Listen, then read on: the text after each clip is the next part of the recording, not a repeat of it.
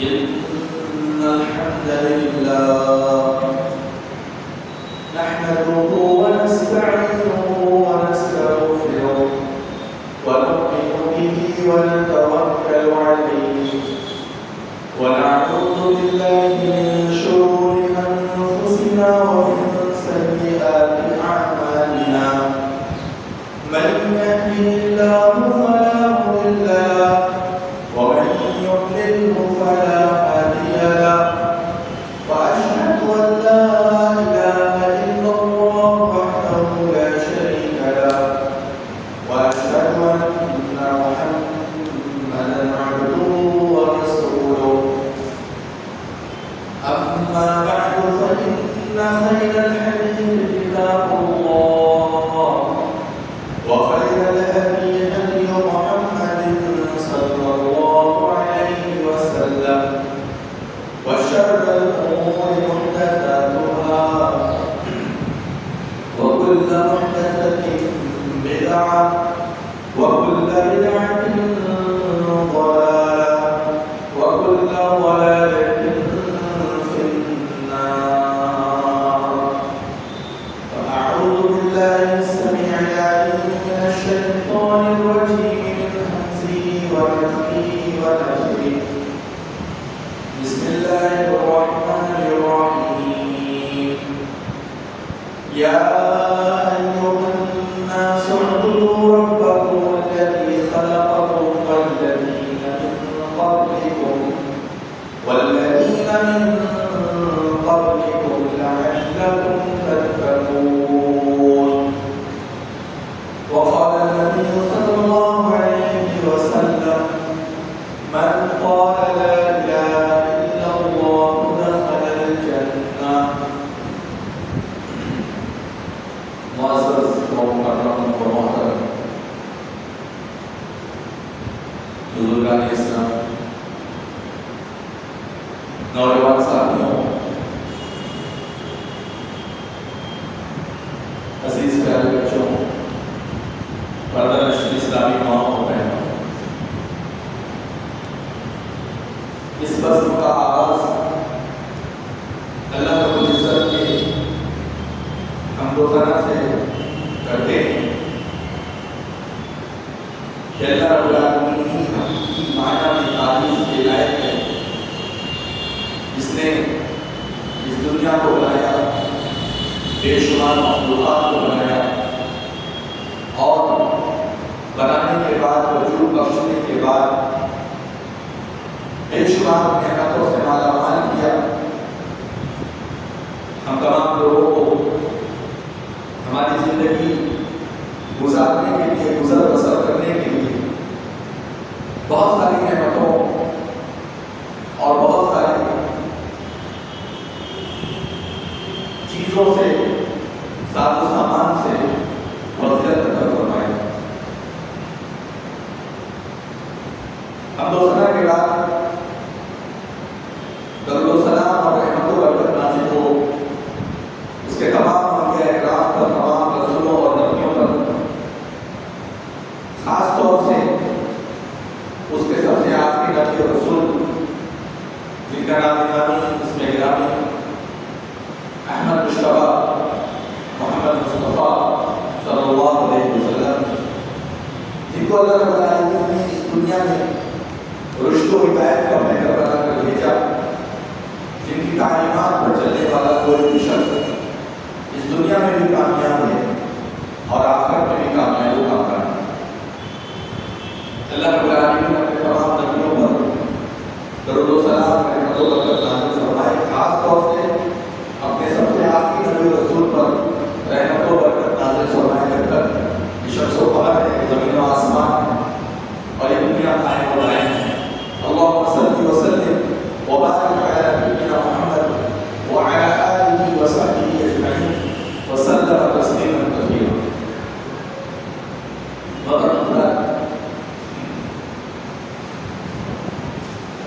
سب سے پہلے تو میں اس وقت کے تعلق سے ایک بات کا ذکر کروں کہ یہ پروگرام ماہانہ ہے اور بڑی محنت اور مشقت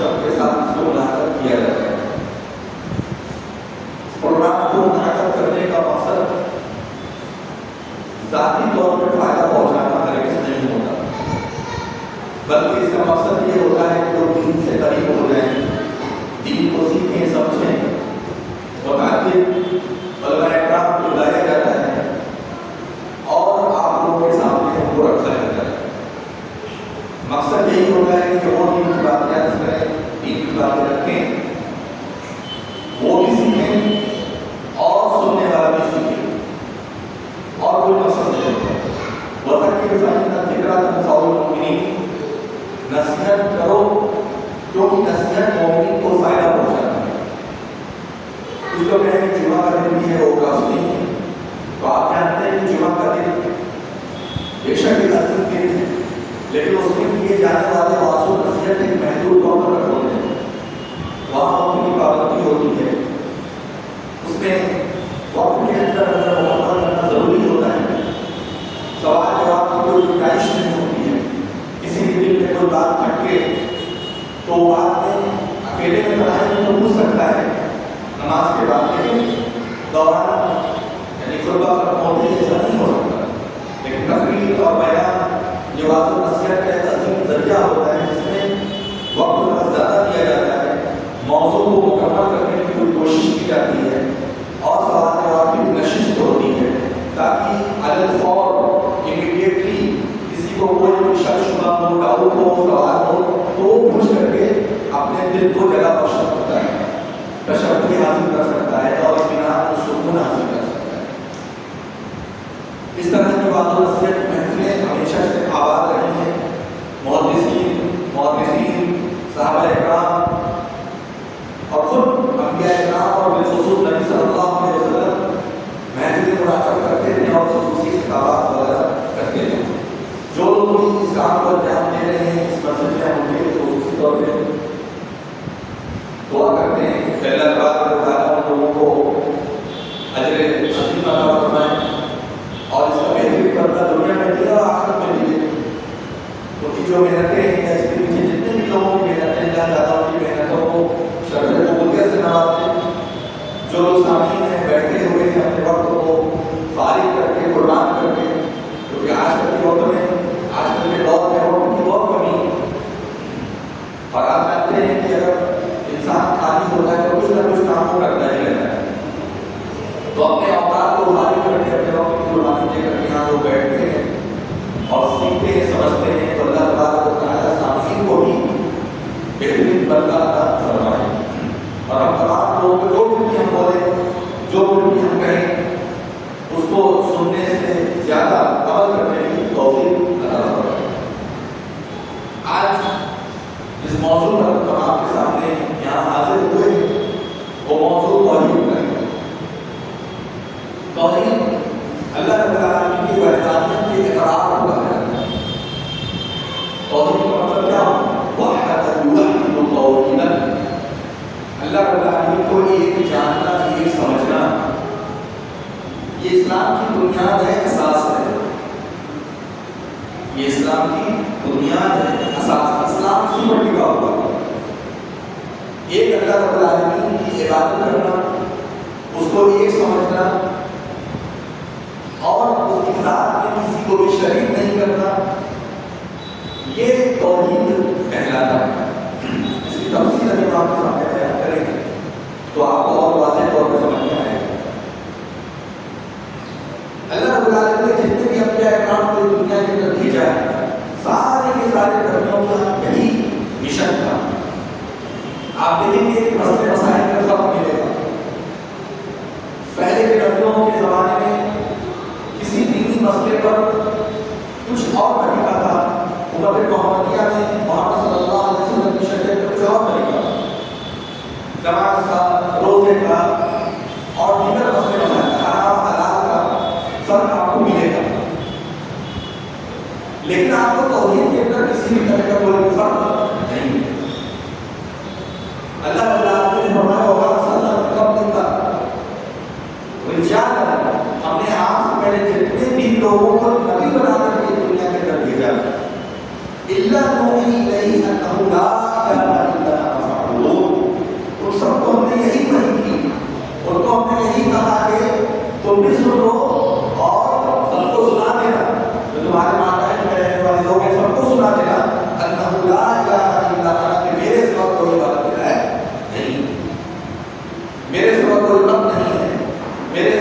کوئی خالق مالک رازق نہیں ہے، یہ سب کو بتا دینا۔ یہ ایک ایسا حکم بنتا ہے، ایسی وحی جس حکم میں اور جس وحی میں کسی بھی نبی کے درمیان کوئی فرق نہیں تھا۔ اس سلسلے میں سب کا ایک کو ایک ہی حکم دیا گیا، سارے نبیوں کو ایک ہی حکم دیا گیا، یہ اللہ کی بات ہے۔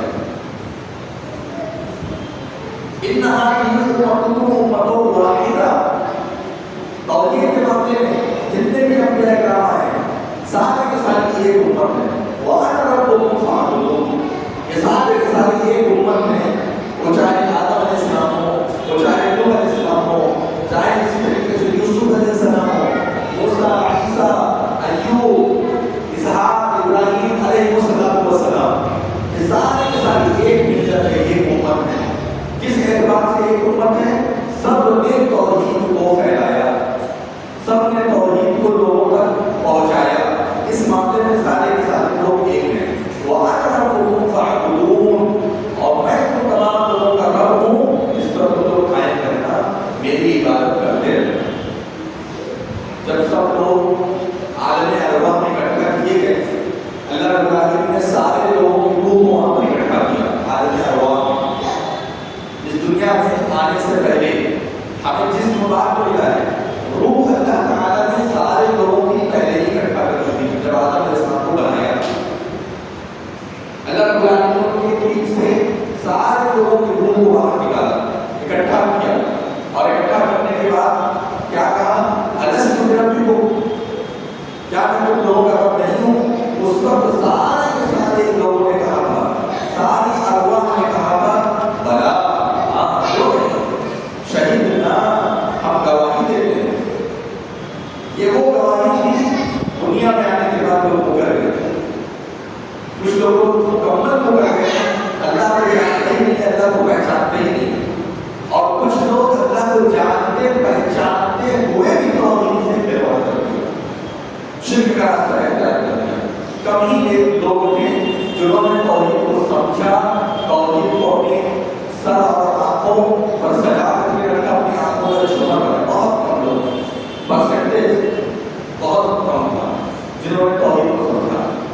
اور آپ جانتے ہیں انبیاء کرام علیہ السلام اس دنیا میں آتے تھے، نبیوں کے بیٹھے ہوئے لوگ شرک میں ملوث ہو جاتے تھے، نبی کے بیٹھے ہوئے ان کے جاتے شرک میں لوگ پڑ جاتے تھے۔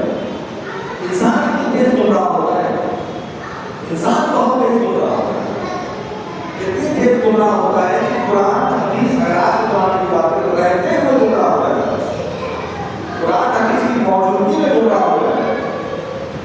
اور اسی طریقے سے اگر نبی موجود ہے تو بھی گمراہ ہوتا ہے۔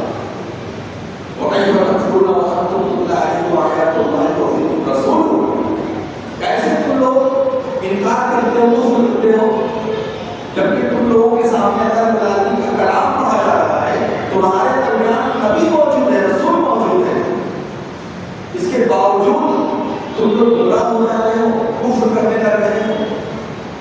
وَكَيْفَ تَكْفُرُونَ وَأَنْتُمْ تُتْلَىٰ عَلَيْكُمْ آيَاتُ اللَّهِ وَفِيكُمْ رَسُولُهُ، تمہارے درمیان رسول موجود ہے، تم بھی گمراہ ہو۔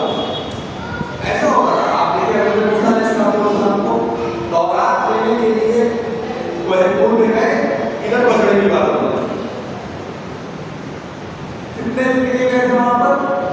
40 دن، 40 دن کیا ہے، سوا مہینہ لگ گیا۔ اس میں ہی بیچ میں ہی 40 دن کے بعد جب واپس آئے ہیں، 40 دن کے بعد جب واپس آئے تو اپنی قوم کی کنڈیشن دیکھ کر کے حیران رہے، ارے یہ کون سی قوم ہے؟ یہ وہی ہے جس کو میں نے توحید کی حالت میں چھوڑا تھا، یہ وہی ہے جنہیں توحید کی کنڈیشن میں چھوڑ کے گئے تھے، اور ہارون علیہ السلام کی داڑھی پکڑ لی اور کہا کہ ہے ہارون کسی کام کے لیے ہم تم کو اپنا نائب بنا کر کے یہاں سے گئے تھے۔ ہارون علیہ السلام کی داڑھی پکڑ کر کے وہ کھینچنے لگے، تو ہارون علیہ السلام نے فرمایا کہ اے میرے بھائی لا تأخذ بلحیتی ولا براسی، میری داڑھی اور میرے سر کے بالوں کو مت پکڑیے، یہ میری قوم ہے، اس نے مجھے کیا کیا تھا، ایک جگہ باندھ دیا۔ ایک نبی گیا کوہ طور پر تورات دینے کے لیے، ان کے سگے بھائی ہارون علیہ السلام جو خود بھی نبی تھے ان کو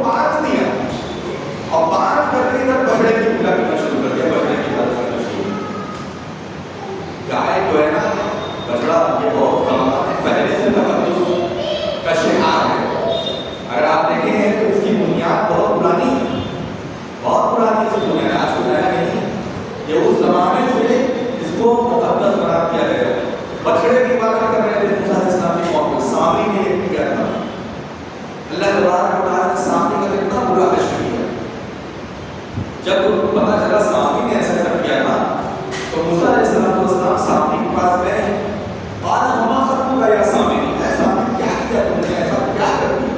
اس نے کچھ تفصیل بتائی کہ ایسے ایسے کر دیا، سب کو بتا دیا، سب میری بات مان گئے، وہ الگ تفصیل اس میں جائے تھوڑا لمبا ہو گیا۔ تو موسیٰ علیہ السلام نے فرمایا کہ اچھا یہ تیرا معبود ہے، میں ایک کام کرتا ہوں اس معبود کو میں جلا دیتا ہوں۔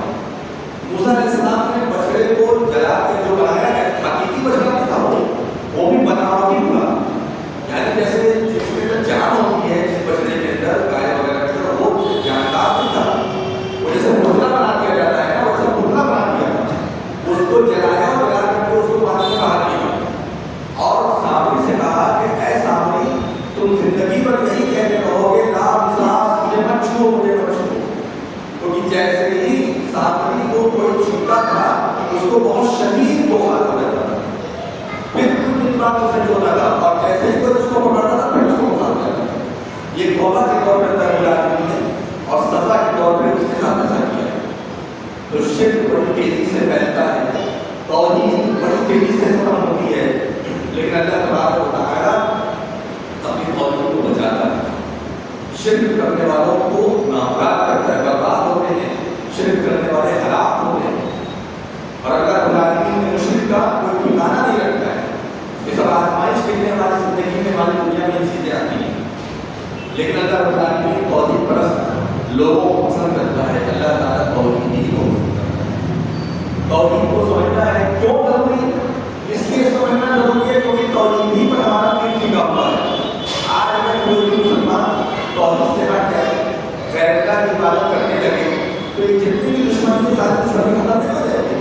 آج دیکھ رہے ہیں دنیا کے اندر مسلمانوں کی اتنی بے عزتی ہے، آج کے وقت میں مسلمان جتنا ذلیل ہے، رسوا ہے، وہ توحید کی وجہ سے، توحید کی وجہ سے ان کو آئسولیٹ کر دیا گیا، کنارہ کر دیا گیا، تم دور رہو، تم ہمارے گھر میں رہے، جو کہ اور مذہب کے لوگوں کو دیکھیں گے تو کہیں نہ کہیں وہ شرک کر ہی لیتے ہیں، شرک میں کمپرومائز کر ہی لیتے ہیں، کہیں نہ کہیں ہاتھ چھوڑ ہی لیتے ہیں، سب کر ہی لیتے ہیں، لیکن مسلمان ایک ایسی قوم ہے جو یہ چیز برداشت نہیں کرتی، یہ چیز برداشت نہیں، مسلمان ایسی چیز برداشت نہیں، توحید سے کوئی بھیدبھاؤ نہیں، اور سے کوئی کمپرومائز نہیں، یہ مسلمانوں کا شعار رہا ہے، اس میں کوئی بھی سمجھوتا نہیں ہو سکتا۔ میرے بھائیوں اگر توحید ہے تو جنت ہے، توحید نہیں ہے تو جنت نہیں ہے۔ توحید پرست لوگوں کو جنت میں داخلہ ملے گا، جو توحید پرست نہیں ہے ان کو جنت میں داخلہ بھی نہیں ملے گا، کیونکہ توحید کی جو الگ چیز ہوتی ہے اس کو ہم کہتے ہیں شرک، اور شرک کرنے والا جنت میں نہیں جائے گا۔ سورہ مائدہ کے اندر اللہ رب العالمین نے فرمایا وَمَن يُشْرِكْ بِاللَّهِ فَقَدْ حَرَّمَ اللَّهُ عَلَيْهِ الْجَنَّةَ، جو بھی اللہ رب العالمین کی ذات کے ساتھ کسی کو شریک کرے گا، اللہ رب العالمین کے ہمسر اس کے برابر کوئی کسی کو اگر جانتا ہے، اللہ کے ساتھ کسی کو اگر شریک کرتا ہے، فَقَدْ حَرَّمَ اللَّهُ عَلَيْهِ الْجَنَّةَ، ایسے شخص کے اوپر جنت حرام، جنت حرام ہے، وَمَأْوَاهُ النَّارُ، ایسے لوگوں کا ٹھکانہ جہنم ہے۔ کوئی entry no entry in the heaven, جنت کے اندر کی کوئی انٹری ہے ہی نہیں اگر شرک کرے، اور شرک کون سا شرک اکبر، یہاں جو شرک مراد وہ کون سا شرک ہے؟ شرک اکبر جو توحید کے منافی ہے، توحید کے خلاف ہے۔ وَمَن يُشْرِكْ بِاللَّهِ فَقَدْ حَرَّمَ اللَّهُ عَلَيْهِ الْجَنَّةَ وَمَأْوَاهُ النَّارُ وَمَا لِلظَّالِمِينَ مِنْ أَنصَارٍ، اور ایسے ظالموں کا کوئی مددگار نہیں ہے، ایسے ظالموں کا کوئی مدد نہیں ہوگی۔ تو اللہ تعالیٰ نے اپنے نبی سے کہا لَئِنْ أَشْرَكْتَ لَيَحْبَطَنَّ عَمَلُكَ، ارے عام لوگوں کو چھوڑ دو، صحابہ کرام کو چھوڑ دو، وہ بڑی بڑی ہستیاں، تابعین کو چھوڑ دو، گنہگار مسلمانوں کو چھوڑ دو، سیاہکار خطاکار مسلمانوں کو چھوڑ دو، جو دن رات گناہوں غلطی سے دن رات توبہ کر رہے ہیں ان کو بھی چھوڑ دو۔ یہاں بات ہو رہی ہے امام الانبیاء کی، امام الانبیاء کی بات ہو رہی ہے، انبیاء اکرام کے امام کی۔ یہ ایسی چیز ہے نا اللہ تبارک و تعالیٰ نے اس سلسلے میں سامنے والے کو دیکھا ہی نہیں کون، اچھا تم نبی ہو تو یہ کر سکتے ہو نا، یہ بھی اللہ تعالیٰ نے برداشت کیا۔ لَئِنْ أَشْرَكْتَ، اے نبی اگر تم نے شرک کیا، لَيَحْبَطَنَّ عَمَلُكَ، تمہارا عمل سب ضائع ہو جائے گا، برباد ہو جائے گا۔ کون سا عمل برباد ہو جائے؟ کر رہے ہو نا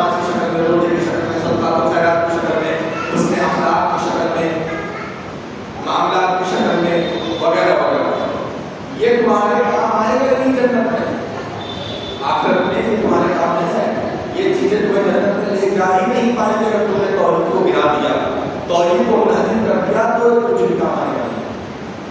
فرمایا اگر تم نے بھی شرک کیا ہے تو تمہارے عمل کو ضائع کر دیں گے، برباد کر دیں گے، وَلَتَكُونَنَّ مِنَ الْخَاسِرِينَ، اور تم بھی گھاٹا اٹھانے والوں میں سے ہو جاؤ۔ گھاٹا اٹھانے والے مطلب سب سے بڑا گھاٹا، ذَلِكَ هُوَ الْخُسْرَانُ الْمُبِينُ، قیامت کے دن کا گھاٹا، جہنم میں جانے والا گھاٹا، جنت میں نہ جانے والا گھاٹا، یہ نقصان جو ہے سب سے بڑا نقصان ہے، خسران عظیم اس کو کہا ہے، خسران مبین، کھلی ہوئی، یعنی ایک طریقے سے مسٹیک یا گھاٹا، کھلا ہوا نقصان، لاس جو ایک انسان کو کھانا پڑتا ہے۔ یہ ہے توحید۔ اور ایک سورہ انعام کے اندر قرآن نے بہت سارے نبیوں کا ذکر کیا، کئی نبیوں کا ذکر کیا، سارے نبیوں کا ذکر کرنے کے بعد اللہ تبارک و تعالیٰ نے فرمایا کہ دیکھو وَلَوْ أَشْرَكُوا، اگر یہ لوگ شرک کر لیے ہوتے ہیں، یہاں حضرت محمد صلی اللہ علیہ وسلم کی سورہ زمر میں، جو اس کے پہلے میں نے آیت پڑھی تھی، سورہ زمر کیا ہے، اور یہ آیت سورہ انعام کی ہے، وہاں پر کئی متعدد انبیاء اکرام کا ذکر کیا، کہ فرمایا ایسے نہیں اچھے تھے، نوح دیکھو، ابراہیم ہے، اسحاق ہے، وغیرہ وغیرہ، سارے لوگوں کا ذکر کرنے کے بعد اللہ رب العالمین نے فرمایا کہ وَلَوْ أَشْرَكُوا، اگر یہ لوگ شرک کر لیں گے، لَحَبِطَ عَنْهُم مَّا كَانُوا يَعْمَلُونَ، تو جو کچھ بھی لوگوں نے کیا ہے نیک کام دنیا کے اندر جو کچھ کیا ہے، اب ان کا سارا نیک عمل کیا کریں گے، برباد کر دیں گے، ضائع کر دیں گے، کوئی بھی نیک کام ان کے کام آنے کا نہیں۔ بات سمجھ آ رہی ہے کتنا خطرناک معاملہ ہے؟ اسی لیے توحید پر زیادہ باتیں کرتے ہیں، توحید کو زیادہ سمجھاتے ہیں، کیوں بات کرتے ہیں، کیوں سمجھاتے ہیں؟ کیونکہ ایک بندہ مومن کم سے کم اس سلسلے میں تو ٹھیک ٹھاک رہے، ایک بندہ مومن کم سے کم اس سلسلے میں گمراہی سے بچ جائے، کم سے کم اس سلسلے میں گمراہی سے بچ جائے۔ اور چیزوں کے بارے میں یہ ضرور ہے کہ اللہ تبارک و تعالیٰ چاہے سزا دے کر کام کرے، چاہے مفت میں معاف کرے، چاہے سزا دے کر معاف کرے، چاہے مفت میں۔ مفت کا مطلب کیا ہے؟ یعنی ایسے ہی بس رحم کرم کر دیا، جاؤ میں تمہیں معاف کر دیا جاؤ۔ کبھی کسی کی اچھائی اللہ تعالیٰ کو پسند آ جاتی ہے۔ ایک پیاسے کتے کو پانی پلایا تھا ایک عورت نے، کہتے ہیں فائشہ عورت تھی، لیکن ترس آ گیا اس کے دل کے اندر اس جانور کے نہیں، اس جانور کی پیاس کو اس عورت نے برداشت نہیں کیا اور اس کو پلا دیا پانی۔ اللہ تعالیٰ اس سے اتنا خوش اس کی جنت کا فیصلہ، ممکن ہے کہ وہ توحید پرست رہی ہو، کیونکہ یہ بات تو ہر جگہ ہم ہڈن مانتے ہیں کہ کوئی بھی چیز، کوئی بھی انسان اگر جنت میں جا رہا ہے تو توحید پرست تو ضرور رہا ہے یا توحید پرست ضرور ہوگا۔ یہ اتنی عام بات ہے کہ اس کو ہڈن مان کر کے چلتے ہیں کہ سابقہ زمانے میں بھی، بنی اسرائیل کے زمانے میں بھی اگر کسی کے بارے میں جنت کا فیصلہ ہوا ہے، اگر وہ بظاہر گنہگار رہا ہو یا نہ بھی رہا ہو، تو ہم یہ بات مان کر کے چلتے ہیں کہ بہرحال وہ توحید پرست رہا ہوگا، ورنہ اگر انسان توحید پرست نہ ہو تو شہادت اس کی بیکار ہے کہ نہیں؟ شہادت اس کی بیکار ہے، جو اپنی جان کو قربان کر دے لیکن توحید کرنے کے تو شہادت بھی کام نہیں ہے، جبکہ شہادت میں کتنا بڑا درجہ ہے، بہت بڑا عمل ہے شہادت، یہ کوئی جلدی کرنا نہیں ہے، جان مان دونوں کو قربان کر دیا اللہ کے نام میں، یہ کوئی بھی کرے۔ تو اس لیے ہمیں اپنے آپ کو توحید سے جوڑ کر کے اس سے منسلک رکھنا بہت زیادہ ضروری ہے۔ اب توحید کو سمجھنا تو ضروری ہے۔ اب مسلمانوں میں بہت سارے طبقے ہیں، ہر طبقہ یہ کہتا ہے کہ ہم تو توحید پر قائم ہیں، ہم تو توحید کے مطابق چل رہے ہیں، تو اب ہمیں سمجھنا پڑے گا نا کہ کوئی توحید ہے کیا۔ ایک جہاں نبی صلی اللہ علیہ وسلم نے فرمایا کہ قیامت اس وقت تک قائم نہیں ہوگی جب تک کہ عرب کے مسلمانوں کے پاس قبیلے مشرکین سے مل جائیں اور غیر اللہ کی عبادت کریں گے۔ یہ حدیث ہمیں بتا رہی ہے کہ مسلمانوں کا بھی گروہ مشرک بن جائے گا، لا الہ الا اللہ پڑھتے ہوئے بھی انسان مشرک ہو سکتا ہے۔ تو اس لیے ہمیں توحید کی تفصیل جاننا ضروری ہے تاکہ کوئی بھی چور دروازے سے شرک ہمارے زندگی میں داخل نہ ہو سکے، ہمارے گھر میں داخل نہ ہو سکے۔ اس لیے توحید کی تفصیل جاننا ضروری ہے۔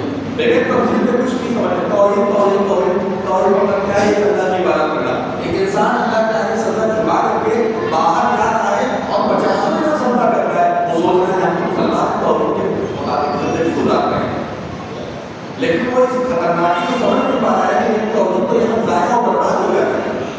توحید یہاں ہمارے ختم ہو جاتی ہے. اس کو پتہ نہیں، اس کو معلوم نہیں ہے کہ شیطان نے کیا کیا ہے. اس کے جو شرکیہ اعمال ہیں ان شرکیہ اعمال کو اتنا خوبصورت بنا کر کے پیش کر دیا ہے کہ وہ اس کو غلط نہیں سمجھتا. جیسے قرآن میں اللہ تعالیٰ نے فرمایا کہ وَزَيَّنَ لَهُمُ الشَّيْطَانُ أَعْمَالَهُمْ. شیطان کیا کرتا ہے پتہ؟ شیطان لوگوں کے اعمال کو خوبصورت بنا کر پیش کرتا ہے، مزین کر دیتا ہے. آپ کہتے ہیں کہتے ہیں بے شرم انسان ہے، شراب پیتا ہے لیکن اس کو برا نہیں کرتا، جوا کھیلتا ہے لیکن مست نہیں. یہ کب ہوتا ہے؟ ایک انسان شرک کر کے بھی شرک کو شرک نہیں سمجھتا. اس کو جو بے شرمی ہم کہتے ہیں کیسے ہو؟ یہ اسی طریقے سے ہوتا ہے نا کہ ہم شیطان کے ذریعے سے پیش کیے گئے عمل کو خوبصورت سمجھ رہے ہیں. یہ تو اللہ نے فرمایا وَزَيَّنَ لَهُمُ الشَّيْطَانُ أَعْمَالَهُمْ فَصَدَّهُمْ عَنِ السَّبِيلِ فَهُمْ لَا يَهْتَدُونَ. کہ شیطان لوگوں کے اعمال کو جو برے اعمال ہیں، جو بدترین اعمال ہیں، شرکیہ اعمال ہیں، بدعی اعمال ہیں، خرافات ہیں، اتنا خوبصورت بنا کر کے پیش کر دیتا ہے کہ وہ اللہ کے راستے سے بھٹک جاتے ہیں، ہدایت نہیں ہوتی. تازیہ اٹھانے والے سے آپ پوچھیے آپ کی نگاہ میں تازیہ اٹھانا کیسا ہے اور اس کی نگاہ میں تازیہ اٹھانا کیسا ہے؟ ایک کام ہے نظریہ الگ کرنا ہے. ایک طبقہ کہتا ہے کہ یہ تو شرک ہے، یہ تو بدعت ہے اور یہ تو کچھ بھی نہیں ہے، دین کا کام ہے ہی نہیں، اور اس میں بہت سارے کام تو کھلے عام شرک اکبر کے برابر میں چلا جا رہا ہے. لیکن اس کام کو کرنے والے جو مسلمان ہو گیا آپ ان سے ملیے، ان کا ذرا انٹرویو لیجیے، ٹہل ٹہلے اس سے بڑے دنیا میں کون سا کام ہے؟ یہ تو سب کچھ ہے، اسی سے ہماری بخشش ہوگی. حضرت حسین رضی اللہ عنہ کے نام سے ساری چیزوں کو وہ کر رہے ہیں. کیوں؟ کیونکہ شیطان نے ان کے عمل کو اتنا خوبصورت بنا کر پیش کر دیا ہے، ان کو برا نہیں لگتا، خراب نہیں لگتا، غلط نہیں لگتا. اس لیے ہمیں جاننا ضروری ہے اور شیطان کی وسوسے سے بچنا بھی ضروری ہے. تو چنانچہ توحید جو ہے اللہ رب العالمین کو ماننا، اللہ کو ایک ماننا، لیکن اس کی تفصیل میں جانا ضروری ہے. تفصیل میں جانے کے لیے تین بیس ہیں. سب سے بڑی بات جو یہ ہے وہ یہ ہے کہ توحید کی تین قسمیں، یعنی اللہ رب العالمین کو اگر آپ پہچاننا چاہتے ہیں تو اللہ رب العالمین کو آپ پہچانیے. تین راستے ہیں اور تینوں راستے ضروری ہیں جاننے، اور تینوں راستے ضروری ہیں ماننے. جاننے بھی ضروری ہے، ماننے بھی ضروری ہے، کیونکہ توحید کا یہی تین راستہ ہے. جتنے بھی توحید کی چیزیں ہیں وہ کہیں نہ کہیں ان تینوں میں سے کچھ ایک ہوگا، کہیں نہ کہیں تینوں میں سے کوئی ایک چیز ہونی ہی ہوگی. سارے لوگ جانتے ہیں توحید کی قسمیں کتنی ہیں؟ تین. ایک ربوبیت ہے، اور دوسری الوہیت ہے، اور تیسری اسماء و صفات. ربوبیت میں کیا چیز آتی ہے؟ ربوبیت میں اللہ رب العالمین کو رب ماننا آتا ہے. رب کا مطلب کیا ہوتا ہے؟ رب اصل میں مالک کو کہا جاتا ہے. ہر قسم کے مالک کو ہم رب کہتے ہیں. اسی لیے آپ دیکھیں کہ یوسف علیہ السلام نے اپنے قیدیوں جو ان کے ساتھی تھے ان کے یعنی بادشاہ کو رب کہا ہے. رب یعنی ایک لفظ ہوتا ہے وہ مالک اور آقا کے معنی میں آتا ہے. یوسف کے اندر لفظ آیا ہوا ہے. تو رب کا مطلب ہوتا ہے حقیقی مالک، سب سے اعلیٰ درجے کا مالک اور کنٹرولر ہر چیز کو. تو اللہ رب العالمین رب ہے، ہمارا، آپ کا، زمین کا، آسمان کا. کھلانے والا وہی ہے، بھوکا رکھنے والا وہی ہے. سمجھ بات ہے؟ بھوکا رکھنے والا وہی ہے، صرف کھلانے والا وہی. لوگ کیا کہتے ہیں کھلانے والا اللہ ہے، دینے والا اللہ ہے، چھیننے والا بھی اللہ ہے. چھیننے والا کون ہے؟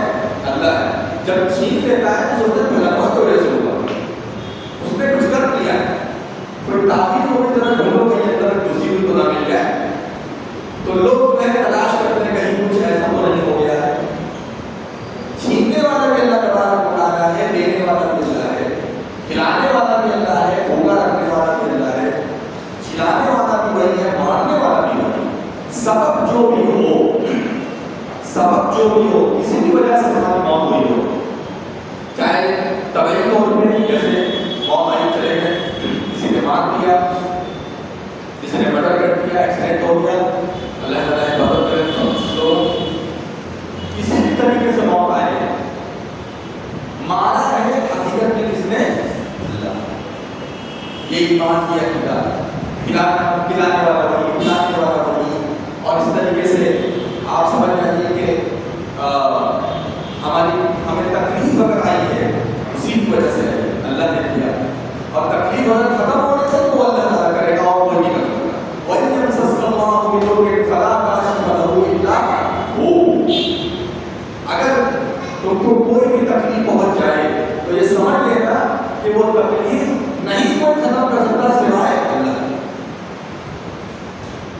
وَإِنْ يُرِدْكَ بِخَيْرٍ، اور اگر اللہ تعالیٰ تمہارے ساتھ کچھ خیر معاملہ کرنا چاہے فَلَا رَادَّ لِفَضْلِهِ، تو اللہ تبارک و تعالیٰ کے فضل کو کوئی روک نہیں سکتا، کوئی نہیں روک سکتا۔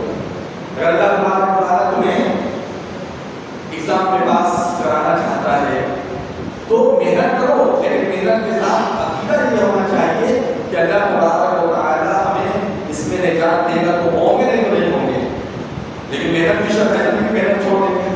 تقدیر پر ایمان رکھنے کا مطلب یہ ہے کہ محنت چھوڑ دیں گے۔ اللہ کے رسول صلی اللہ علیہ وسلم نے فرمایا کہ انسان ایسا بھروسہ کرے اللہ تعالیٰ کے اوپر جیسا کہ پرندے کرتے ہیں، تو بھوکے پیٹ جو ہے پرندے جیسے نکلتے ہیں اور ہر پیٹ واپس آ کر کے گھونسلے کے اندر، ایسے اللہ تعالیٰ رزق دے گا، ایسے اللہ تعالیٰ رزق دے گا۔ اگر اللہ رب العالمین پر بھروسہ کرنے کا حق ادا کر دو تو ایسے اللہ تعالیٰ رزق دے گا۔ دیکھیے یہاں پر کیا فرمایا، مثال جو بھی نبی صلی اللہ علیہ وسلم نے پرندے کی، اور یہ نہیں تھا کہ پرندہ گھونسلے میں بیٹھا رہتا ہے، نکلتا ہے، دن بھر گھومے گا، ادھر ادھر اپنے رزق کو تلاش کرے گا، اللہ نے جہاں رزق رکھا ہے وہاں وہ پہنچنے کی کوشش کرتا ہے۔ یہاں نہیں ملا چلو دوسری جگہ، وہاں نہیں ملا چلو وہاں، محنت کرتا رہتا ہے یہاں تک کہ اس کا پیٹ بھر جاتا ہے اور شام کو اپنے گھونسلے میں واپس آتا ہے، اس کا پیٹ بھر جاتا ہے۔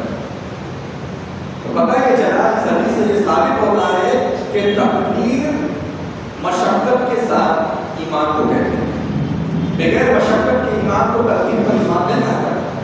تقدیر اور مقدر ہے، قدر ہے، قضا و قدر ہے، لیکن اس میں اپنے کام کو کرتے ہوئے اس پر ایمان لانا، تب تقدیر پر ایمان لانا مکمل ہے، اور نہیں مانا مکمل نہیں تقدیر۔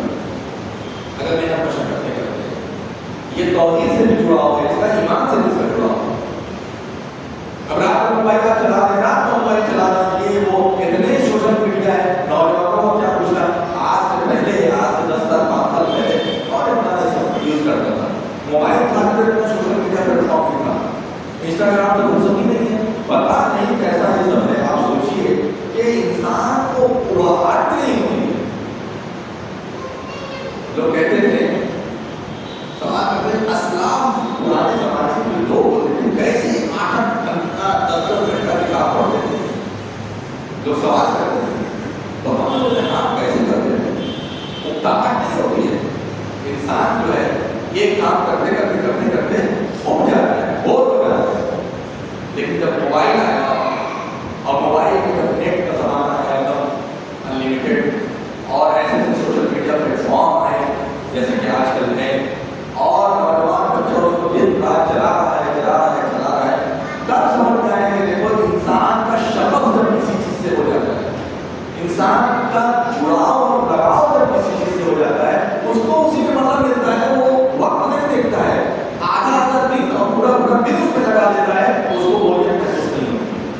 اسلام کو علم سے اتنی محبت کی، کتابوں سے اتنی محبت کی نا کہ وہ دن بھر اس میں لگے رہتے تھے، کتابیں پڑھتے 2-3 دن میں موٹی کتاب ختم کر لیتے تھے۔ آج بھی ایسے لوگ،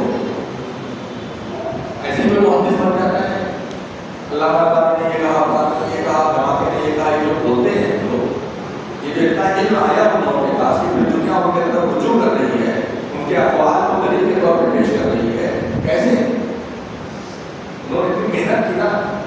علامہ اقبال کے بارے میں آتا ہے کہ ان کے جو مقامی جو لائبریری تھی، اس لائبریری کا جو لائبریرین تھا اس نے چابی ہے، علامہ چابی کو دے نکلتے ہی نہیں، روز جاتے تھے جب لائبریری کھلتی تھی اور اندر جب داخل ہوتے تھے نکلتے ہی نہیں تھے، نہ کھانے کا ہوش نہ پانی کا ہوش، اور اسی میں رہتے تھے۔ لائبریرین نے کہا کہ کہاں کو چابی اپنے پاس رکھیں، جب تمہارا من کرے گا یہ حال ہوتا تھا.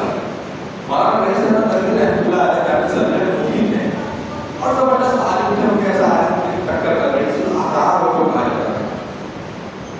آپ پوچھیں گے کسی کے عالم سے رئیس احمد ندوی رحمۃ اللہ علیہ کے بارے میں تو نام سنتے ہی جو ہے کیفیت بدل جائے گی. ویسے عالم جو ہے سمجھتے صدیوں میں پیدا ہوتے ہیں. ہمارے استاد کہا کرتے تھے مولانا رئیس صاحب کبھی پیدا ہو گیا جھارکھنڈ کے تھے بہت بڑے عالم وہ بھی مفتی بنے کے شاگرد تھے. کہتے ہیں جو مقام مرتبہ شیخ ابن باز کا عرب میں ہے وہ مقام مرتبہ مولانا رئیس احمد ندوی رحمۃ اللہ علیہ کا ہندوستان. اتنی بڑی شخصیت کی کتابیں ہیں بہت ساری. تنویر الآفاق کا کر ایسی کتاب لکھی انہوں نے 3 طرح کی کتاب کے معاملے میں کہ وہ ایسی کتاب اس نے لکھی ہے. بہت بہترین بہت زبردست انسان ہے. اللہ تعالیٰ کی مغفرت کرے. بہت بڑی شخصیت ہے. ان کے بارے میں آتا ہے کہ وہ بیچ میں بیٹھے رہتے تو 4 لوگ کتاب دیتے اسی کتاب پر سب رکھ کر کے سو جاتے. لکھتے پڑھتے تحریر تو رئیس آرام سمجھا ہے بہت زیادہ لکھنے والا. بہت زیادہ لکھنے والا. اتنا لکھتے تھے وہ اتنا لکھتے تھے اتنی کتابیں ان کی ہیں کتنی کتابوں کی چھپی کتنی چھپ نہیں پائی کہ وہ لکھتے تھے تو اسی پر لکھتے تھے. وہ گایا تھے تو سو جاتے تھے. رات میں 2 بجے بیٹھتے اٹھتے بیٹھے سو گئے. جیسے کبھی بچے پڑھتے رات میں سو جاتے ہیں ویسا تو اتنی محنت کرنے سے ہوتا ہے. تو آج کل کے بچوں میں یہی سب چیزیں ہیں. انسٹاگرام ہے تو یہ ہے تو وہ اتنا سوشل میڈیا کی ایک سے نکلا ہے دوسرے میں پوچھے ادھر سے نکلا اس میں پوچھے اور ریل سے سب برباد ہوتے ہیں تباہ ہوتے ہیں. اور جو کوالٹی تھی انسان کا میں بات میں یہ کہہ رہا تھا کہ توحید ربوبیت چونکہ یہ باتیں آئی ہیں بیچ میں تو میں آپ کو نوجوانوں کو نصیحت یہ کروں گا کہ اپنے پڑھائی لکھائی پر دھیان دیں اچھے قابل انسان بننے کی کوشش کریں اور اس طرح کی چیزوں سے دور رہیں. ہمارے استاد طریقہ میں کہتے تھے ایک شیخ کا نام نہیں آ رہا ہے کہا کہ آپ سوشل میڈیا کو دن بھر میں 2 گھنٹہ دو بس. بہت زیادہ میکسیمم اگر دینا ہے ٹائم فکس کر لو. دن بھر مت دیکھو. دن بھر نیٹ آن کر کے بار مت دیکھو. ایک ٹائم فکس کر لو کہ اتنے بجے سے اتنے بجے تک ہم یہ سوشل میڈیا دیکھیں گے. فیس بک ہے یا واٹس ایپ ہے یا یہ اس طرح کی چیزیں ہم ایک ٹائم بنا لو. اسی ٹائم میں ساری چیزیں دیکھ لو کس کو کیا جواب دینا ہے نہیں دینا. یہ اسٹوڈنٹس کے لیے خاص طور سے بڑوں کے لیے نہیں. بڑوں کا معاملہ دوسرا کاروبار ہے یہ ہے وہ ہے تو بات چھوڑنا ہے. اسٹوڈنٹس کیا بات ہے پڑھنے لکھنے والے جو بچے کا ایک ٹائم فکس کر لو. اسی ٹائم میں ایک بار کھول لو کھول کر کے اس بعد ٹائم ہو جائے اس کو بند کر کے پھر مت کھول تب کامیاب ہو گئے. تو توحید ربوبیت یعنی اللہ رب العالمین کو رب ماننا خالق ماننا رازق ماننا. وہی کھلاتا ہے وہی پلاتا ہے وہی پلاتا ہے وہی تکلیف دیتا ہے وہی تکلیف کو دور کرتا ہے. وَإِذَا مَرِضْتُ فَهُوَ يَشْفِينِ. حضرت ابراہیم علیہ السلام نے کیا تعریف کی اللہ رب العالمین جب میں مریض ہوتا ہوں تو وہی مجھے شفا دیتا ہے. وَإِذَا مَرِضْتُ فَهُوَ يَشْفِينِ. جب میں مریض ہوتا ہوں وہی مجھے شفا دیتا ہے مجھے کوئی اور شفا نہیں دیتا. ایسا تبڑا پکا ایمان رکھنا اسباب اختیار کرنا. اب جیسے تکلیف آ گئی ہے تو تکلیف کو دور کرنے کے لیے جو اسباب کو اختیار تو ہمیں کرنا. اب بیماری آئی ہے اللہ رب العالمین نے دی ہے یا تو آسانی کے لیے یا تو ہمیں سزا دینے کے لیے لیکن اس کا علاج ہمیں کرنا ہے. ایسا نہیں علاج نہیں کرنا علاج تکلیف کو دور کرنے کے لیے جو اسباب اور ذرائع ہیں اس کا ہمیں استعمال کرتے ہوئے اپنی پریشانی کو دور کرنا ہے. یہ بھی توحید ہے. دوسرا توحید کا جو مسئلہ ہے توحید کی جو دوسری قسم ہے وہ توحید الوہیت ہے. توحید الوہیت کا کیا مطلب ہوتا ہے؟ توحید الوہیت کا مطلب ہوتا ہے اللہ رب العالمین کو عبادت کے لائق ماننا سمجھنا اور اسی کی عبادت کرنا. اس کے علاوہ کسی اور کی عبادت نہیں کرنا. عبادت کی جتنی بھی اقسام ہے عبادت کا جتنا بھی طور طریقہ ہے اس طور طریقے کو اختیار کرتے ہوئے ایک اللہ رب العالمین کے لیے اس کو انجام دینا. اس کو ہم کہتے ہیں توحید الوہیت. الوہیت اصل میں الہ سے بنا ہے. کس سے بنا ہے؟ الہ کا مطلب یہ ہوتا ہے معبود عبادت کے لائق. رب الہ کا سب سمجھتا ہے کہ ہے اللہ ہی. رب بھی اللہ ہے خالق مالک رازق بھی اللہ ہے. جو رب کے پیٹرن میں آتا ہے رب کے ڈپارٹ میں خالق ہونا مالک ہونا رازق ہونا سب رب میں آتا ہے. اور الہ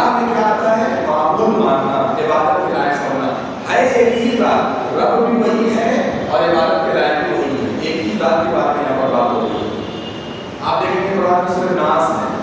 سورہ ناس میں اللہ رب العالمین نے توحید کو جمع کیا ہے کہ نہیں کیا ہے؟ قل اعوذ برب الناس، کہو کہ میں پناہ مانگتا ہوں انسانوں کے رب کی، ملک الناس، انسانوں کے مالک کی. تو رب اور مالک دونوں ایک کیٹیگری میں ہیں. دوسری کیٹیگری میں الہی الناس ہے، یعنی لوگوں کے معبود کی پناہ میں آتا ہوں.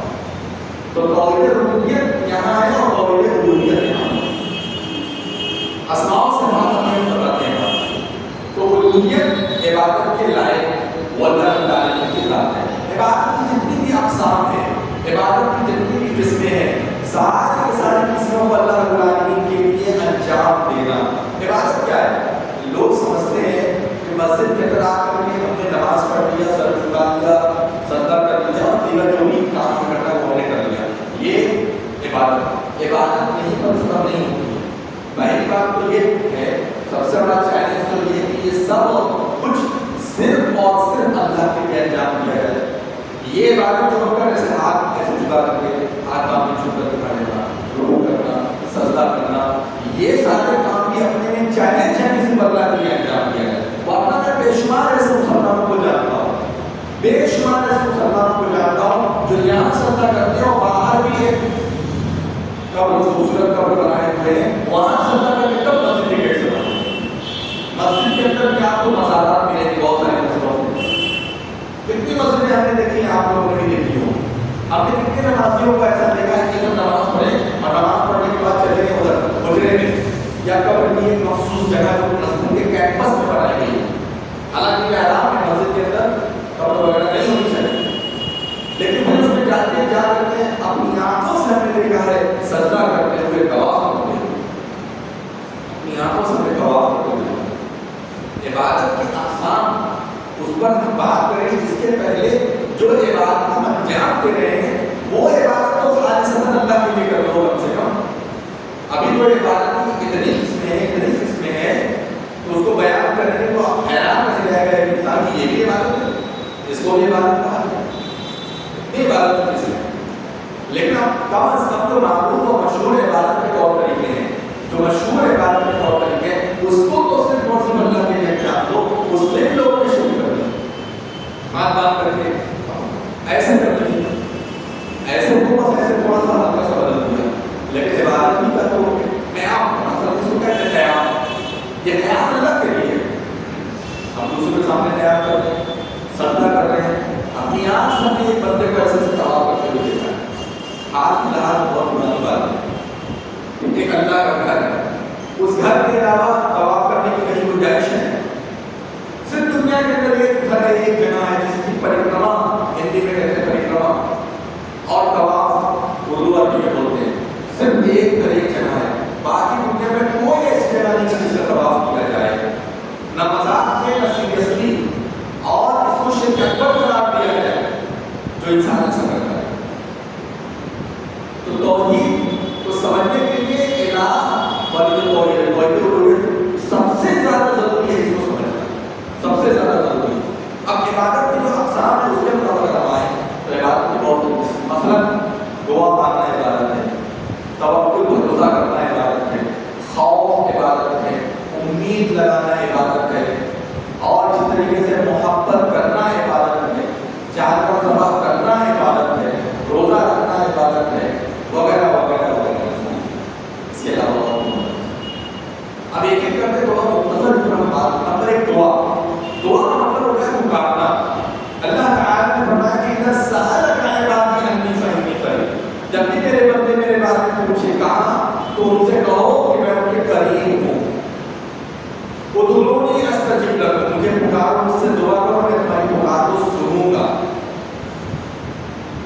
میں تمہاری پکار کو سنوں گا. وَنَحْنُ أَقْرَبُ إِلَيْهِ مِنْ حَبْلِ الْوَرِيدِ، ہم تمہاری شہرک سے بھی زیادہ قریب ہیں. وَنَحْنُ أَقْرَبُ إِلَيْكُم مِنْكُمْ وَلَٰكِن لَا تُبْصِرُونَ، ہم تمہارے بہت زیادہ قریب ہیں لیکن تم لوگ ہمیں دیکھتے نہیں. 4 آیتیں قرآن میں اللہ رب العالمین نے بتائی ہیں کہ ہم انسان کے کتنے قریب ہیں. اور ایک مسلمان کہتا ہے زبردستی کہتا ہے اللہ تعالیٰ بہت دور ہے، اتنا دور ہے اللہ تعالیٰ سے ڈائریکٹ نہیں مانگ سکتا. یہ ڈائریکٹ بتایا ہے آپ کو کہ شیطان کیا کرتا ہے، اعمال کو خوبصورت بنا کر کے پیش کرتا ہے.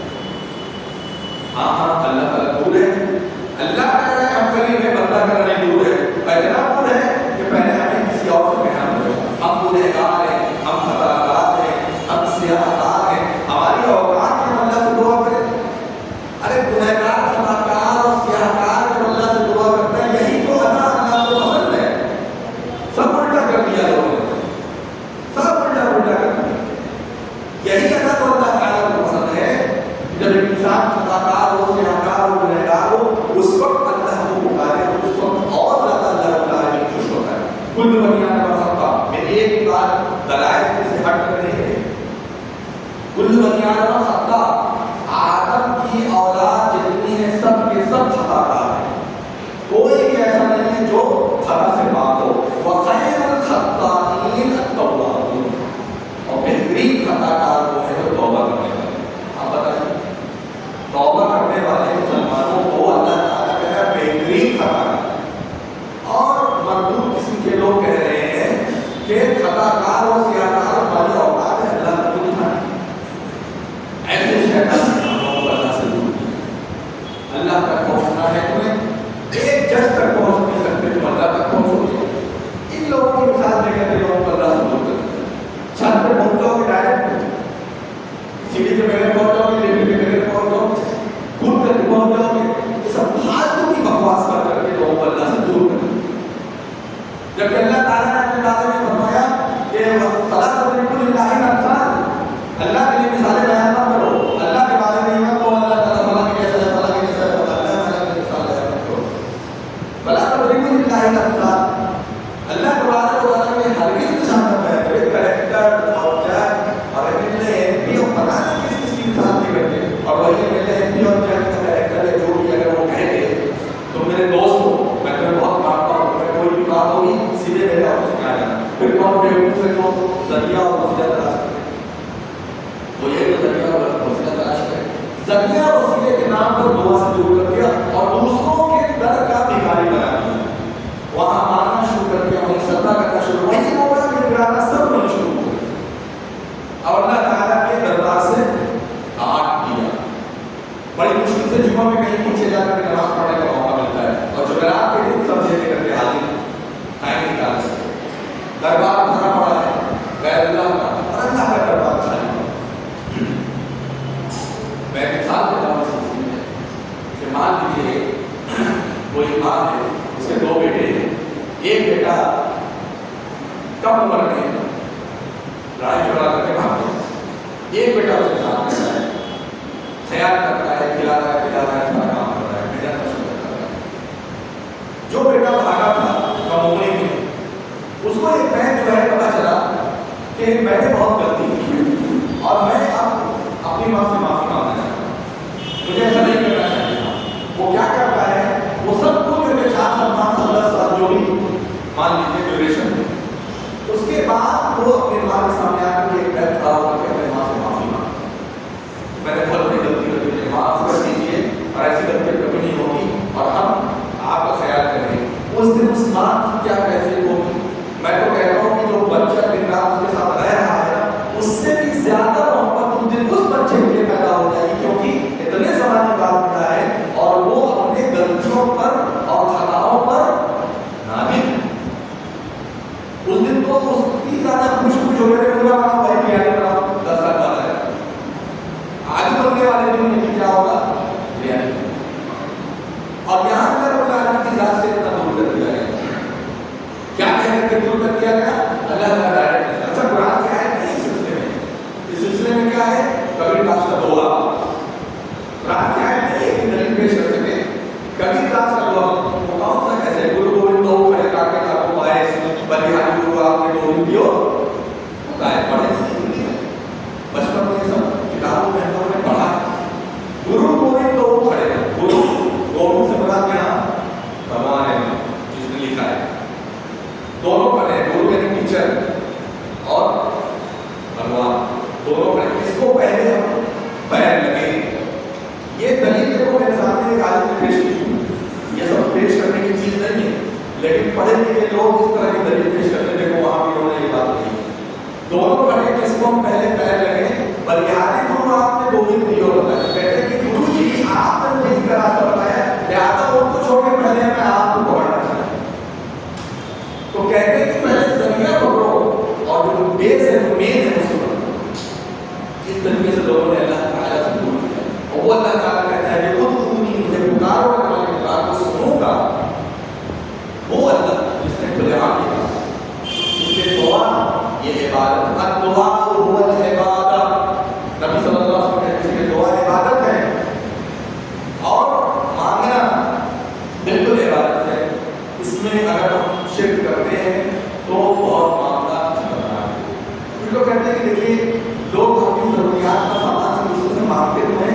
تو کیا یہ شرک نہیں؟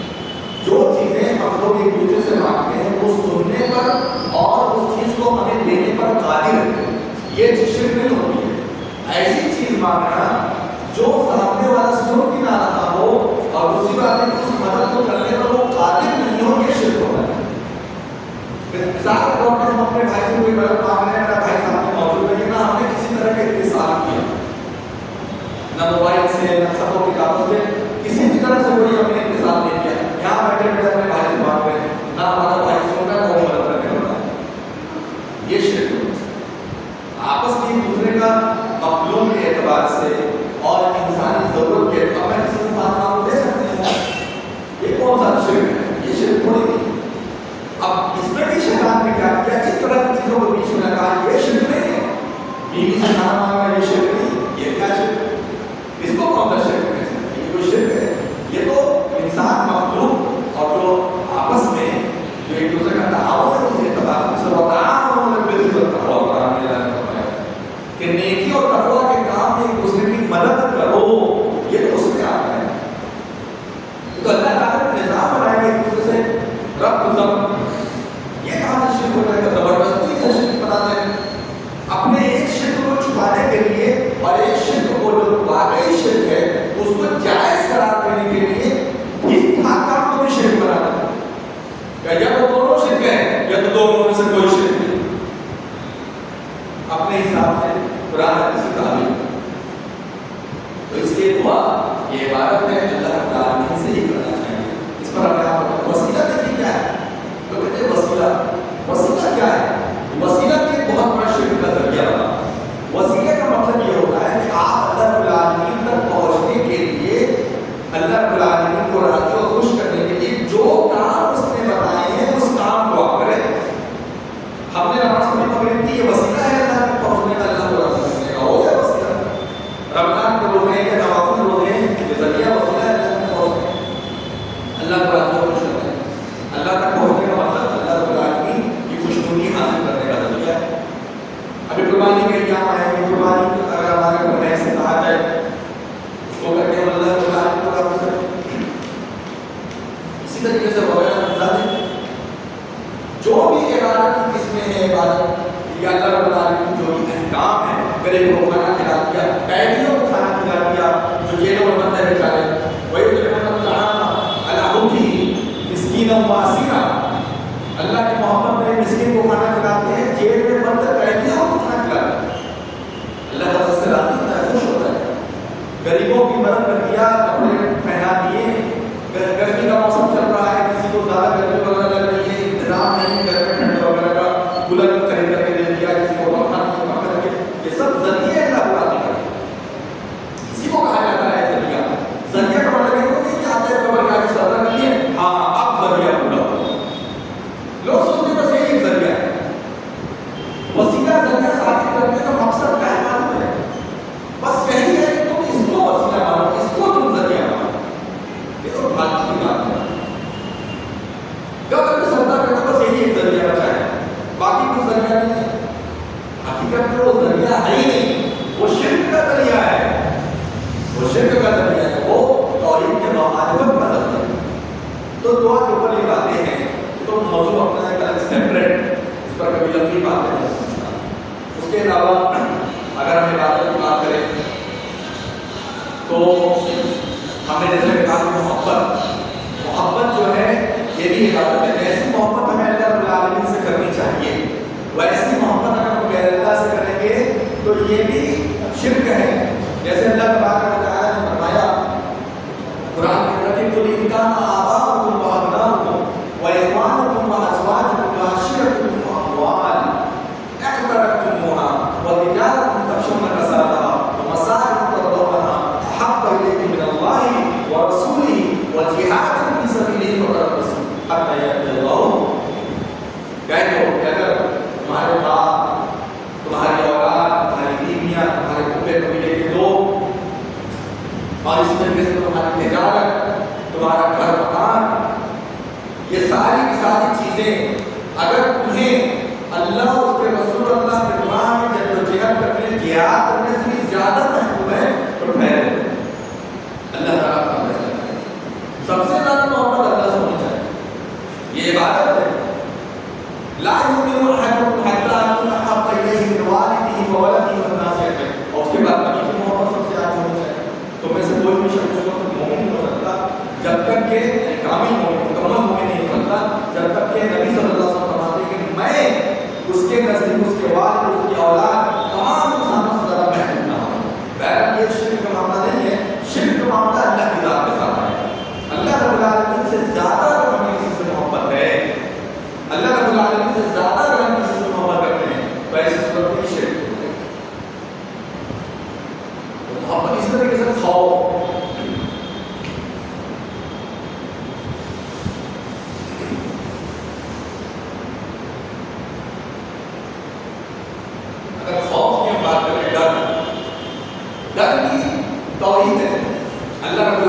زیادہ کسی اور سے ڈر نہیں ہونا چاہیے.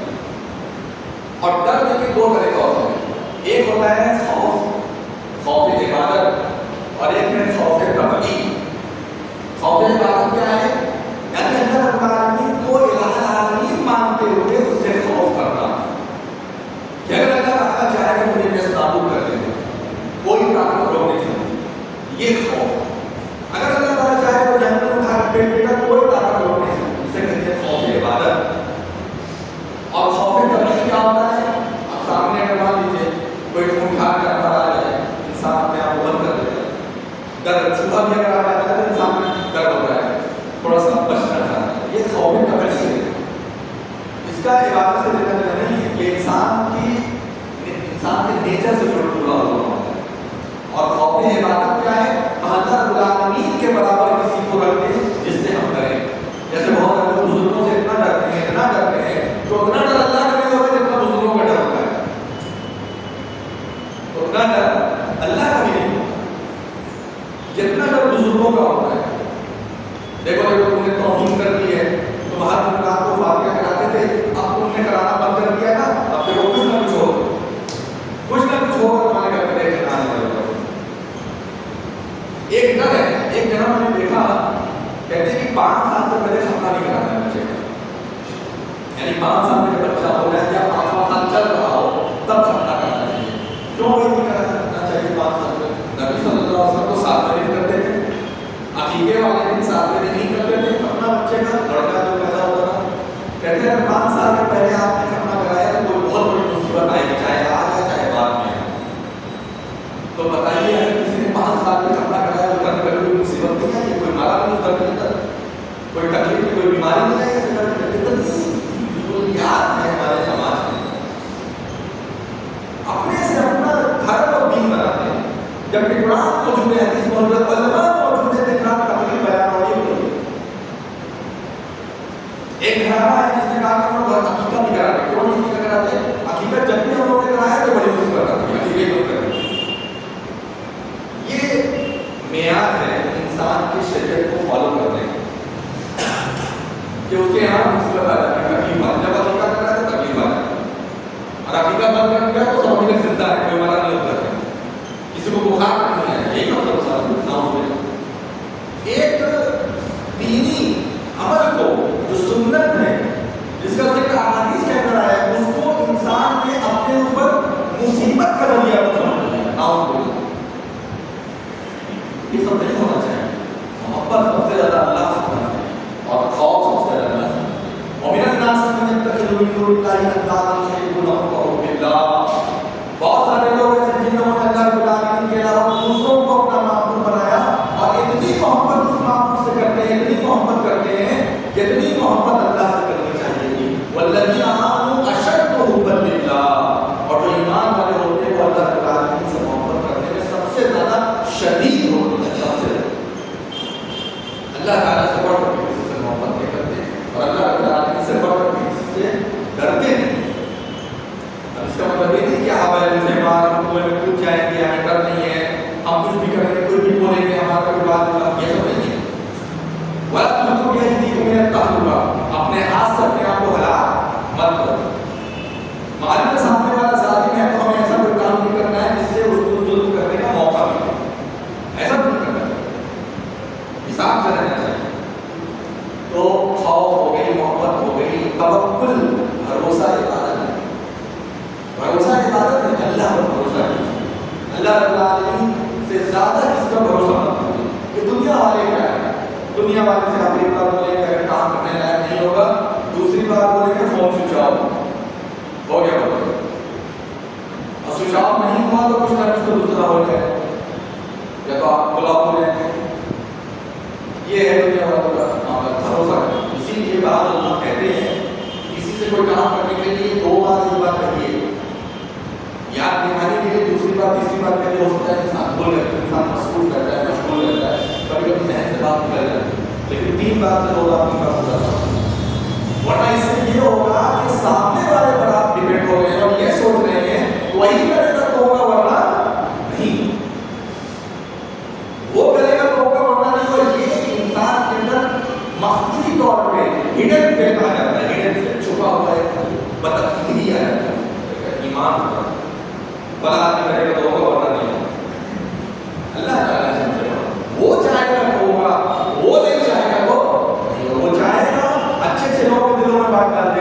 وہ چاہے گا اچھے اچھے لوگوں کے دلوں میں آپ کی محبت نکال دے گا، کچھ نہیں. اسی لیے توکل بھروسہ اللہ کا. اپنا کام کرو، اپنا کام پورا کرو، لیکن بھروسہ اللہ کا. اللہ کے رسول صلی اللہ علیہ وسلم نے نصیحت کرتے ہوئے فرمایا وشاورہم فی الامر، جب کوئی معاملہ ہوتا تو آپ کیا کیجیے؟ لوگوں سے مشورہ کیجیے.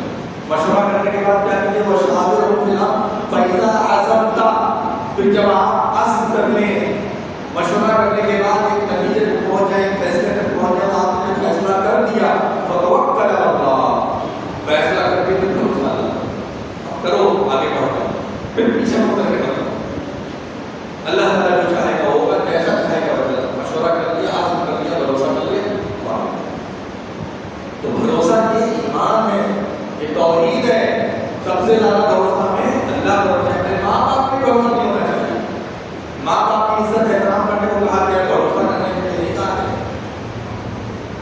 اب یہ سوسائڈ ہوا نا کہاں ہمارے یو پی میں الہ آباد میں، یہاں پر 4 بندے سے ایڈوکیٹ خود کر کے مر گئے. سوسائڈ نوٹ جو اس نے لکھا ہے، جو وائرل ہے، اس نے یہ لکھا ہے کہ میرے ڈیڈ باڈی میں میرے باپ نہ چھوڑیں. اتنی نفرت کی بات بیٹے، میرا باپ میرے ڈیڈ باڈی کو چھونا نہیں چاہیے. مینگو شیک پینے کی وجہ سے مجھے ننگا کر کے گھر لگا دیا اور آج تک ظلم کر رہا ہے. ہمیشہ لوگوں کے بیچ میں ڈانٹنا، ڈپٹنا، ذلیل کرنا، رسوا کرنا، یہ میرے والد کا کام ہے. اسی لیے کہتے ہیں باپ ہو، باپ کے بیٹوں کی عزت. بہت سارے لوگ ایسے ہوتے ہیں اپنے بچے کی عمر نہیں دیکھتے. اب بچہ 15 سال 20 سال کا جوان ہو گیا ہے، آپ اسے 10 بچوں کے بیچ میں ڈانٹو تو اس کو تکلیف ہوتا ہے. آپ والد آپ جتنا ڈانٹنا کرتے ہیں اکیلے میں ڈانٹو، کنارے کمرے کے اندر گھر میں بھائیوں کے پیچھے مت ڈانٹو. ایک دم تنہائی میں ڈانٹو تاکہ اس کو کوئی فیل نہ ہو. اس کو لگے کہ بس میرے باپ مجھے ڈانٹا ہے، میں نے اپنے باپ کی بات سنی ہے، مانی. لیکن بہت سارے لوگ ایسے ہوتے ہیں کہ اپنے بیٹے کو کچھ سمجھتے ہی نہیں. بچہ جوان ہو جاتا ہے، 20 سال کا ہو جاتا ہے، 22 سال کا ہو جاتا ہے، وہ سوچے گا کہ 2 ہی سال کا بچہ ہے، 5 سال کا بچہ ہے. کوئی بھی انسان جب بڑا ہوتا جاتا ہے، بڑا ہوتا ہے، اس کا سماج میں ایک وقار ہو جاتا ہے، ایک مقام ہو جاتا ہے. پھر اس کو ٹھیس پہنچتی ہے، چاہے اس کے دوست کیا نہیں ہونا. بعد اس کے دوست یا بتا کرتے ہیں باپ تیری عزت نہیں کرتی. یہی سب اس کے ساتھ ہوا. کسی پہ بھروسہ نہیں کرنا ہے، عزت احترام کرنا ہے، لیکن بھروسہ کس پہ کرنا ہے؟ امید اللہ سے رکھنا ہے. امید عبادت ہے. امید کرنے اللہ رب سے ہمیں کوئی بھی امید ہو، اللہ سے امید ہو. اگر ہم غیر اللہ سے امید باندھے ہوئے ہیں، یہ بھی غلط ہے، یہ بھی شرک ہے. اگر کوئی کسی لائق ہو تو آپ اس سے کہیے، جیسے میں نے کہا 1 بار 2 بار کہیے. ہمیں پتہ ہے کہ آدمی یہ کام کر سکتا ہے. ہو سکتا ہے بھول گیا ہے، دوسری بار تیسری بار اس کو یاد دلا دیا. لیکن اگر 2-3 بار کہنے کے بعد بھی وہ بات نہیں سن رہا ہے، رسپانس نہیں دے رہا ہے، اس کا مطلب کیا ہے؟ وہ کام نہیں کرنا چاہتا. آپ سمجھے، سمجھداروں کے اشارے کافی ہوتے ہیں. نہیں کام کرنا چاہتا، اب نہیں کرنا چاہتا تو یہ امید اللہ سے آپ ہٹا دیے. اس کا مطلب وہ کہہ رہا ہے تعبیر وغیرہ کیا ہے، یہی سمجھنا. بھروسہ ہٹانے کی چیز ہے. جب تک ہم پہلے رہیں گے محفوظ رہیں گے. ہٹا دیا ہے، لائف لائن ہٹ گئی. لوگ تعبیر کو لائف لائن سمجھتے ہیں. جب تک پہلے تب تک ٹھیک ہے، اور جب ڈال دیا ہو ہم بے یاروں کا ڈال ہو، یہی مطلب ہوا. اور اتنا صاف ہے تعبیر کا نا کہ لیٹرن کے اندر بھی جا رہی ہے تعبیر، باتوں میں بھی جا رہی ہے. اور جہاں اگر کوئی ہم یعنی کہ دن سے تعلقات قائم کر شاید شدہ ہے وہاں پر سب ہے. اور دعوت ایک دوسرے قرآن کی آیت ہے، حالانکہ کھول کر کے دیکھو تو اس کو الٹا سیدھا نمبر لگا ہوا ہوتا ہے. اس میں یہ آیت وغیرہ نہیں ہوتی. کوئی آیت مل جائے ورنہ 786 تو 92 تو 595 800 890 یہ سب ملے گا. 3 5 قرآن کو بدل دیا گیا ہے نمبر یہ سارے کام ہو رہے ہیں. یہ سب توکل اور امید سے ہٹنے والی چیز ہے. ایک آخری چیز کا میں ذکر کر رہا ہوں الوہیت کے معاملے میں. جانور ذبح کرنا، یہ جانور جو ہم ذبح کرتے ہیں نا، یہ جانور ذبح کرنا بھی عبادت ہے. قل ان صلاتی و نسکی و محیایا و مماتی للہ رب العالمین. کہہ دو کہ بے شک میری نماز، میری قربانی، میرا جینا، میرا مرنا قربانی کا ذریعہ ہے سب اللہ تعالیٰ. تو هو الله احد انا اعطيناك الكوثر فصل لربك وانحر. اپنے رب کے نام سے نماز پڑھو اور اسی طریقے سے اپنے رب کے نام سے کیا کرو؟ قربانی کرو، ذبح کرو. بتا یہ جانور کو مارکیٹ میں بکتے ہیں وہ بھی اللہ کے نام سے ذبح ہونے چاہیے. اگر ہمیں پتہ چل جائے کہ یہاں اسلامی طریقے سے ذبح نہیں ہوا ہے جانور، اور دوسری بات یہ کہ بسم اللہ اللہ اکبر یا کچھ اور بولا گیا ہے، غیر اسلامی الفاظ استعمال کیے گئے ہیں، تو وہاں سے خریدنا بھی حرام ہے. یہ نہیں کہ صرف قربانی کا اور عقیقے کا نہیں، اپنے گھر میں بھی اگر ہم کھانے کے لیے جانور ذبح کر رہے ہیں، مہمانوں کے لیے اگر جانور ذبح کر رہے ہیں، کبھی کبھی اپنے 100 لوگوں کو دعوت دینے میرے گھر میں آئے ایک جانور ذبح کر دیا، وہ بھی بسم اللہ اللہ. جانور ذبح کرنا یہ بہت بڑی عبادت ہے.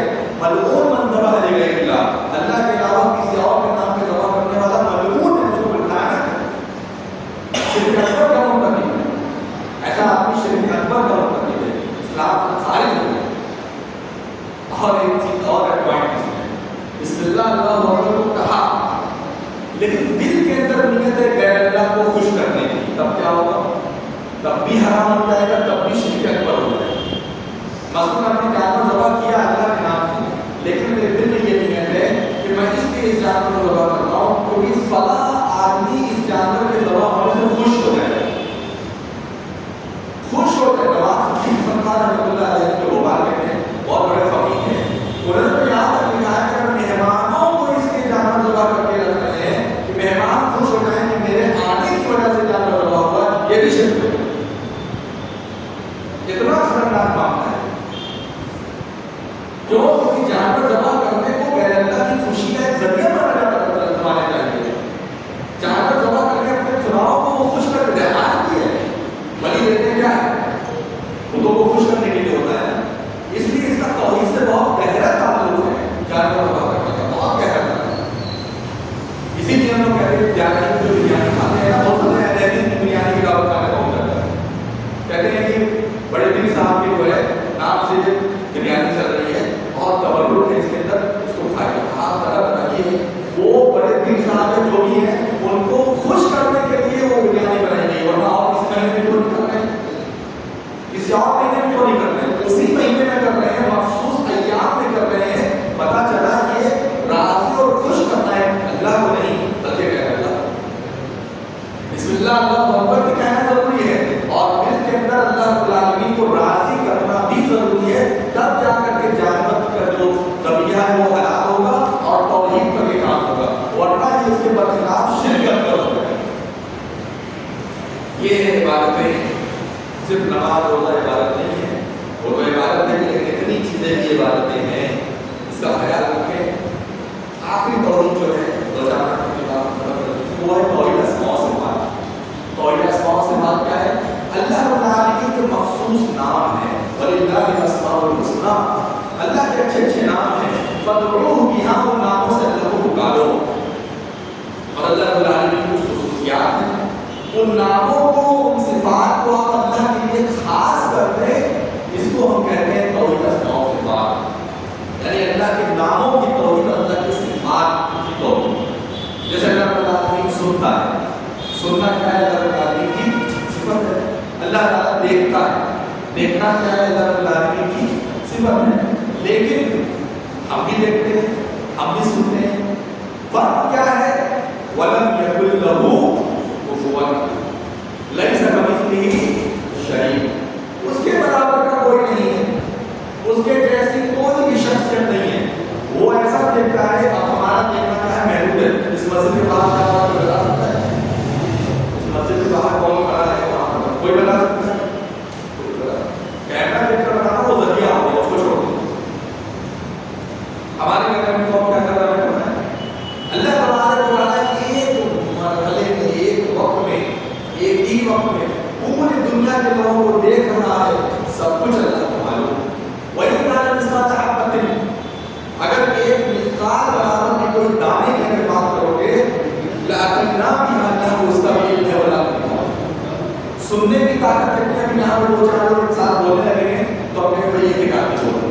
اللہ تبارک و تعالیٰ ایسا سنتا ہے، ایسا سنتا ہے کہ ہزاروں لاکھوں لوگ اکٹھا کر پوری مخلوق